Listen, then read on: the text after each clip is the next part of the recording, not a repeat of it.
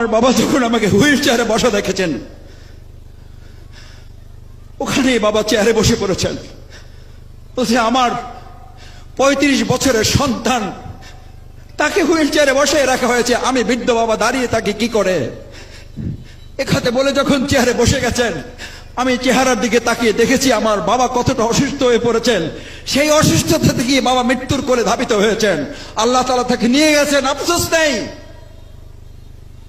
কিন্তু আমাকে যারা হুইল চেয়ারে বসিয়েছেন, আমার বাবা সেই দৃশ্য দেখার পর পুলিশের লোকেরা যখন সান্ত্বনা দিয়ে মাথায় হাত দিয়েছে, খালুজান একটু ধৈর্য ধরেন, আমার বাবা দ্ব্যর্থহীন কণ্ঠে চেয়ারে বসা থেকে আবার দাঁড়িয়েছেন। পুলিশের লোকেরা ভালো করে কান খুলে শোনো, আমার 4 ছেলেকে আল্লাহর দ্বীনের জন্য, ইসলামের জন্য বহু আগে তাদেরকে আমি আল্লাহর দ্বীনের মুজাহিদ হিসাবে দিয়ে দিয়েছি। আল্লাহর সম্পদ, আল্লাহ যেভাবে তাদের কাজে লাগায় আমি সিরাজউদ্দিন তাতে খুশি আছি। আমাদেরকে কোনোভাবে থামিয়ে দেওয়া যাবে না।